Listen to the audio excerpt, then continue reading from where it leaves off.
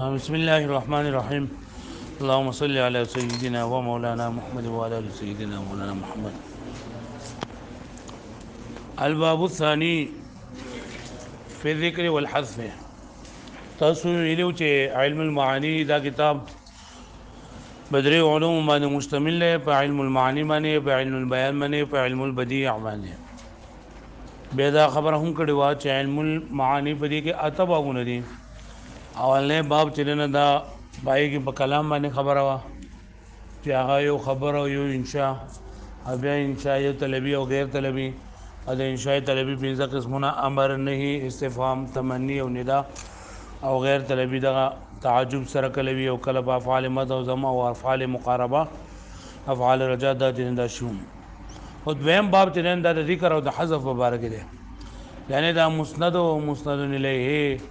او دغه شان دي نور مفعولات دا کله کله ذکر کولای کیږي په کلام کې او کله کله ته دا حذف کولای کیږي. پوه شئ؟ نو و اصل دا خبره ده کنه، اصل قاعده دا چې په کوم ځای کې سامع چاته یو حکم د حکم ورکولو د حکم فائدہ ورکول مقصود وي، یعنی متکلم سامع ته د یو حکم فائدہ ورکول دا مقصود وي، نو کم لفظ چې په دغه حکم باندې دلالت کوي اصل خدا د جلا ذکر کړی شي. پوه شئ؟ یعنی متکلم سامع ته د یو حکم فائدہ ورکوي، د یو خبره فائدہ ورته ورکوي، یعنی مطلب متکلم سامع ته یو خبره کول غواړي، نو اصل دا چې کوم خبره ده کوي کوم مقصود ده دوی چې هغه د بیان کوي. پوه شئ؟ او کله کله دسی وي چې هغه لفظ د کلام نه معلومې دی شي او دا نور کلام ته دا مطلب هغه ته ذکر نه کوي، نو نور کلام په هغه باندې دغه چې کم دی دا کوي دلالت په هغه باندې کوي، دا ذکر کول دا ضرورت شته نه. نو په کوم ځای کې چې لکه د سامع دغه دای د متکلم مقصود دای چې سامع ته د حکم ورکولو فائدہ ورکي، نو الته کې اصل دا چې دا خبره ذکر کړی شي، اصل دا چې دا خبره ذکر کړی شي. او کوم ځای دې وی چې الته کې قرینه موجود وي چې هغه باقی کلام دلالت کوي په دې خبره باندې چې لګي اوسې چې دا حذف شوی دی، نو بیا الته کې اصل دا چې دا حذف کړل شي. پوه شئ؟ او کله چې لکه دا دوه اصول دا متعارض شي، نو په کوم ځای کې چې دا مقتضا موجوده وه، نو بغیر د مقتضا نه بغیر د داعی نه به یو مقتضا نه بل مقتضا چې دا ونه که چېرته سبب موجود و نو هغه به اورېدل کېږي، او که سبب نه موجود نه به اورېدل کېږي. په دې خبره باندې پوه شئ؟ نو اصل ذکر کوم ځای کې دی او اصل حذف په کوم ځای کې دی. ذکر او حذف یعنی یو څه ذکر کول، مسند الیه ذکر کول، مسند ذکر کول، مفعولات ذکر کول، او حذف چې مسند الیه حذف کول، مسند الیه حذف کول. نو اصل په ذکر کې سره چې کله متکلم سامع ته د خبره ورکول او د حکم ورکول فائدہ ورکول د مقصودی، یعنی هغه ته خبره کوي، نو کومه الفاظ چې په دې خبره باندې دلالت کوي په کار دا چې دا الفاظ سکی ذکر کوي. او کله کله د اوسي چې دا الفاظ ذکر نه کوي، الفاظ ذکر نه کوي، او دا کم الفاظ چې په دې کلام کې نور ذکر شوی دي، نو کم چې موجود دی هغه په محذوف باندې دلالت کوي، کم چې موجود دی په څه باندې دلالت کوي؟ په محذوف باندې. نو چې کله داسې وا چې کلام کې نور الفاظ شو چې هغه په دې محذوف باندې دلالت کوي، نو الته بیا حذف اصل دی، الته بیا اصل دی حذف. نو شپږ ځایونه دي چې الته کې عد واحد ذکر دي، او لس ځایونه دي چې عد واحد حذف دي. پوه شئ؟ شپږ ذکرونه دي چې پای کې صحیح دواعی د ذکر دي، مطلب یعنی ال دغه ذکر کول پکار دي، او لس ذکرونه دي چې هغه دواعی د حذف دي، یعنی ال دغه هغه حذف کول پکار دي. په دواعی د ذکر کې اولنې نمبر دی زیادت التقریر والایضاح، چې خبره هغه تم مضبوطه کوي، خو واضح کوي، اسیم دا کلام بدلې غوته واضح کې دا زیات وضاحت د پاره، زیات مضبوطول د پاره تبګي د صفات ویم بیرون ذکر کې. لکه الله پاک فرمای اولئک علی هدى من ربهم واولئک هم المفلحون. نو دلته الله پاک د مؤمنانو صفات ذکر کړي دي چې الذين يؤمنون بالغیب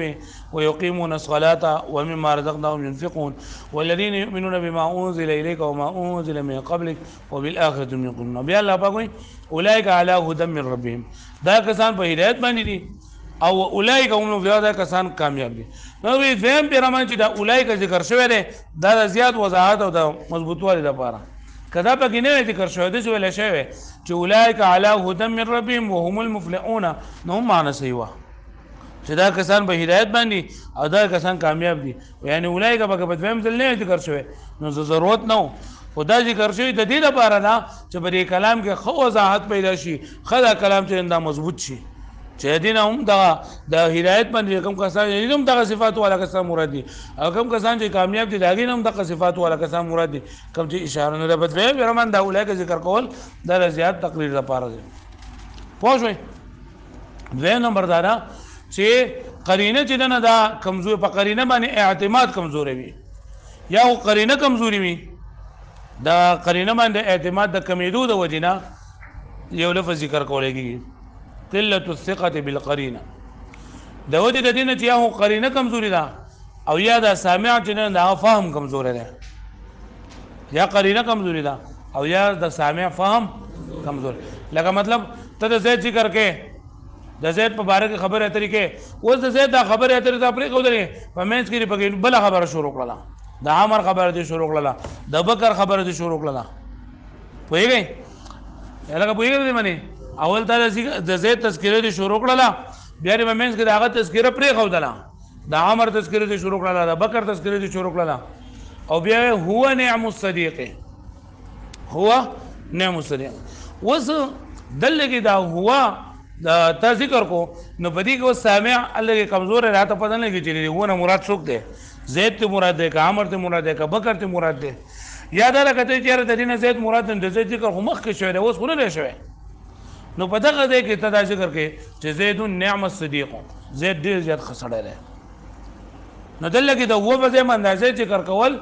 دا په دې قرینه باندې اعتماد د کم دی چې قرینه کمزوري ده لګوټي پوهیږئ بلی باندې یا دا چې سامع فهم چې د سره کمزوره ده په دې پوه شئ نو نمبر 1 ځای سو چل لګي د واحد ذکر زیاده تقریر والایضاح یعنی او خبره کې زیات مضبوطواله وضاحت پیدا کول لپاره مستمل ذکر کیږي پوه شئ او دوه نمبر چې په قرینه باندې اعتماد کمزوري وي په قرینه باندې اعتماد کمزوري نه ال دغه هم دا مستمل سګي ذکر کولېږي په قرینه باندې اعتماد کمزوري راغی په وجه دي یا خدای چې قرینه کمزوري وي او یا دا چې د سامع فهم کمزوري وي د سامع فهم کمزوري وي پوه شئ به باندې ها دریم نمبر وتعریض بغباوت السامع چې د سامع په غباوت په کون ذهنی باندې اشاره کول چې سامع چې د کون ذهن دی کون ذهن غبی دی ذهین نه په خبره باندې په اسانه باندې پويږي لکه سړی ته وایي چې ماذا قال عمر سووي اته ته په جواب کوي چې عمرو قال كذا نو به جواب کې دا دویم پر عمر ویل دا چې لکه دا سامع چې دا غبی دی کله ته تا وایي چې ماذا قال عمرو زید سووي اته ته په جواب کوي چې قال كذا هغه د سووي نه لګي دا قال کې هو زمينه کم نه دا راځي د کوم چې په سوال کې د عمر ذکر دی کنه خو په جواب کې دا دوباره عمر ذکر کول دا د سامع په غباوت باندې اشاره ده چې سامع غبی دی غبی نو اس کې دي چې د په سوال کې کومنګوي چې قال عمرو ماذا قال عمرو کې دي چې په قال کې او چې قال نه مراد عمر نه بلکې بکر ته مراد ده نه غبی دی غبی دی مطلب کون ذهن دی ذهن دون نه چلیږي نه دا پر منګه ذکر کو په دې خبره باندې پوه شئ ها نو دریم نمبر تعریض د سامع په غباوت باندې تعریض اشاره کول د سامع غبی کېدو طرف ته اشاره کول غبی کېدل څه ته ویل کېږي کون ذهن سلورم نمبر دار چې سامع لرا مضبوطول چې د سامع دا خبره مضبوطول چې د انکار گنجائش پاتې نشي چې د انکار گنجائش ورته پاتې نشي بس سامع باندې حجت تعامل چې د انکار گنجائش پاتې نشي لکه یو سړی زید دی یا عمر دی بکر دی هغه چې دی نو زید د چا نه پیسې قرض اخیستې دي زید د بکر نه پیسې قرض اخیستې دي زید د بکر نه پیسې قرض اخیستې مثلا 1000 درهم چې د قرض اخیستې دي اوس دی زید د بکر د مخې اقرار د بکر نه اخیستې دي او د عمر د مخې یعنی یو بل کس د مخې هغه اقرار وکړو چې ما د عمر نه یا د بکر نه ما 1000 درهم چې دا اخیستې په ما باندې قرض نه پوهېږئ په دې باندې وسته زمانه بعد بیا دا زید ولګېدو او د تیرنده انکار وکړو چې په ما باندې خو د چا پیسې میسې نشته دی لاول د مخکې سړي په مخکې اقرار کړو چې په ما باندې قرضه شته او بیا چې کله قاضي مخې ته لاړو څه وکړو انکار وکړو چې په ما باندې پیسې نشته دی نو قاضي ورته وایي دی ګواه ته هل اقر زید هذا بأن عليه كذا دي ګواه ته وایي وأدي زید هل اقر زید هذا آیا دې زید اقرار کړی چې په ما باندې 1000 روپۍ دي او دا جواب کوی نعم زید هذا اقر بأن عليه كذا دا زید چې دی که نه نو دی وایي چې په ما باندې دونه پیسې دي دا ما ته وایي چې په ما دونه پیسې دي اقرار کړو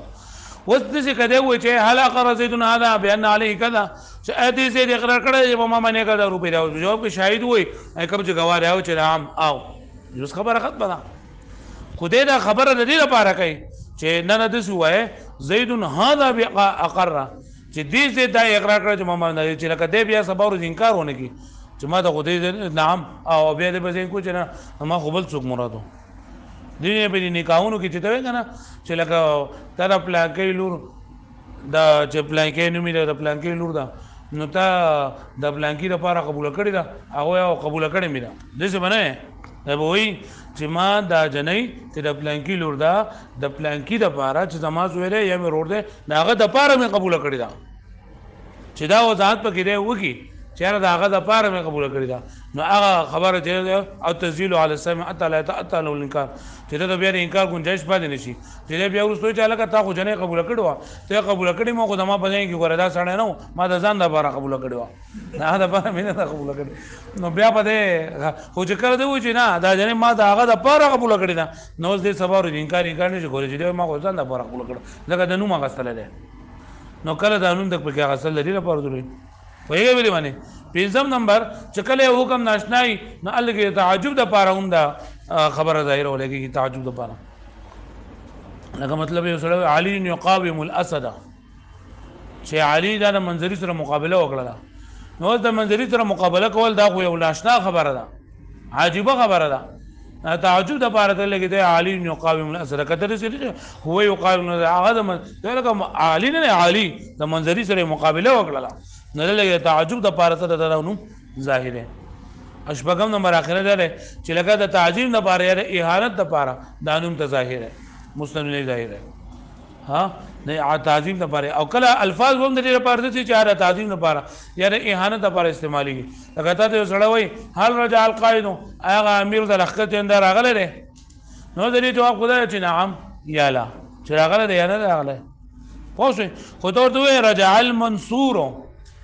حتی دوی هل رجع القائد او ته رجع المنصور اگر راغلی دی په داسې حال کې چې د هغه امداد کړلی شوی دی چې مقابلې ګټلي اگر مقابلې بې نه دي نو حتی دوی هل رجع القائد او ته به جواب کوي رجع المهزوم هغه شکست خوړلی شوی راغلی دی نو اوس دلته کې دا محزوم او منصور ذکر کول دا د تعظیم دپاره دي یا د اهانت دپاره دي که نه دې څه جواب کولی شي چې هل رجع القائد او ته به جواب کوي چې نعم او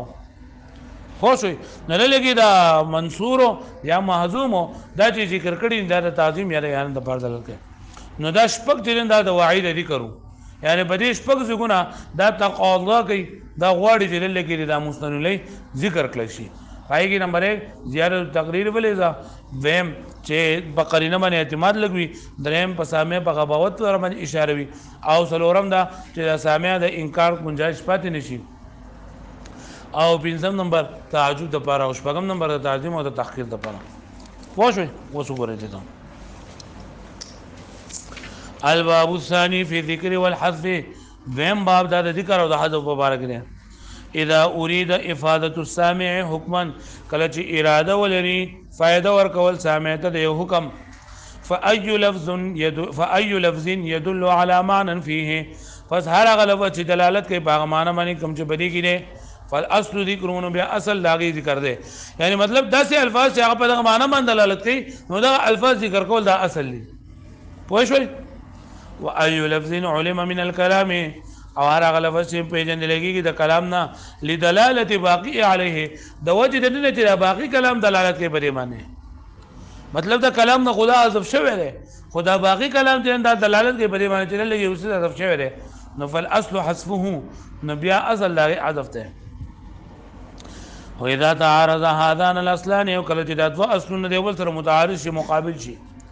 یعنی یو وایي چې دا ظاهر شي او بل وایي چې دا غایب شي فلا يعدل نو عدول بنه کیږي اعراض بنه کیږي عن مقتضى احدهما الى مقتضى الاخر د یو د مقتضا نه بل مقتضا ته الا لداعين مگر د داعی د وجنه د سبب د وجنه شکل سبب موجودو نو بیا به د یو مقتضا نه بل مقتضا ته اوړي او کدا داعی به نه موجود سبب نه موجود نو بیا نه اوړي فمن دواعي ذکر ناغه دواعي ذکر مراد یعنی کلام کې چې مافي ضمیر مطابق الفاظ راوړل د مافي ضمیر مطابق الفاظ راوړل دا جو ذکر ده نمبر 1 زیادت التقریر والايضاح یعنی خبر هغه ته ډیر زیات واضح کې او محکم کې لکه اولئک علی هدى من ربهم واولئک المؤمنون دلته کوم یو لفظ ته زیات تقریر لپاره راوړل شوی دا خبره وګیا ساته ګوره اصل په کتاب کو خدا دی چې زیات تقریر والايضاح مثال اداره او بدی کې دی خبره منځان په کول پکار دی چې بدی کې کم یو ټکی زیات وضاحت لپاره راوړل شوی او کم یو ټکی راوړلو فائدہ صدا وقله الثقه بالقرینه او بل چې پریس قرینه باندې اعتماد لګوي فقرینه باندې اعتماد لګوي ثقه اعتماد لګوي د صد وجنا لزوفها یاخذ قرینه کمزوري وي لزوفها یا د صد وجنا د قرینه کمزوري د وجنا او زوف فهم السامع یا د سامع فهم چې نسوي کمزور لقد زيد نعم الصديق تقول ذلك واذا تبغى وقت اذا سبق لك ذكر زيد کله چې ذکر د زید چې د مخ شویل تا یعنی مطلب دا چې تا د سړی واقعات د زید بیانې نو زید ذکر مخ وګو پای په مېز کې به نور خبرې وکړلې او بیا زید نعم الصديق نو دا قرینه کمزوري ده ځکه چې دا ذکر مخ شوی دی ولګ لري شوی دی وایګم نه باندې یا او یا دا چې په دې سره د سامع کمزوري درته وطال عهد السامع به او وګد شوی دا مودا د سامع په دې سره او ذکر ما هو کلام فی شان غیری یا ذکر کړی شي دا سره س کلام د بل چا په حق کې مطلب دا کنه چې ته زید خبر اومږي بیا د بکر خبر اوږي بیا د عمر خبر اوږي بیا د خالد خبر اوږي او بیا چې زید النعم صدیق نو دا زید چې ته په دویم پیر باندې وې د دې وجه دا چې کې دې چې تا د زید په کوونه ویل نو د سامع ته کې دې شیا ته عمر مراد واخلي یا ته بکر مراد واخلي یا د خالد مراد واخلي ویلې باندې معنی دریم نمبر والتعریض بغباوه السامع د سامع په غبي کېدو باندې اشاره کول لکه ته عمرو قال كذا عمر د ویلي په جواب ماذا قال عمرو لکه په جواب دا چې چا وای ما قضا چې تا ته په جواب په سوال کې ویل شو چې ماذا قال عمرو نو په جواب کې صرف قال كذا هم بکارو او ته بیا په جواب کې بیا دوباره عمر ذکر کوي عمرو قال كذا نو دا دې طرف ته اشاره ده چې سامع چې دا غبي دی سامع سره والتسجيل على السامع او مضبوطول په سامع باندې یعنی خبره مضبوطول په سامع باندې حتى لا يتاتى له الانكار تر دې پورې چې دا گنجائز د انکار پاتې نشي چې راتلونه کې انکار ده چې بیا راتلونه کې صدا كما اذا قال الحاكم لشاهد لکه او یو حاکم وي گواهه وزدینه مکه بدا قصه ته یاد کې ځان لا چې زید لګیدل لري د عمر نه پیسې اغستري دیو بیا یو ټکس ویلي چې او ما د عمر نه پیسې اغستلي اقرار کړه او به ورستو انکار دا کړی دی به ورستو څه کړی دی نو قاضي مخامخ کړی دی نو قاضي وایي دی گواته چې هل اقر زید هذا اي دې زید اقرار کړی دی بان عليه كذا چې بده من دون درهمونه دي هغه پوښوي فيقول الشاهد او شاهد وایي گواہی وایي گواه نعم زید هذا اقر بان عليه كذا دې زید اقرار کړی چې بده من دون روپۍ تسجیل ولګي یعنی حکم لیکل تسجیل غو رجستر ته وکنه سجل الحضور رجستر حاضری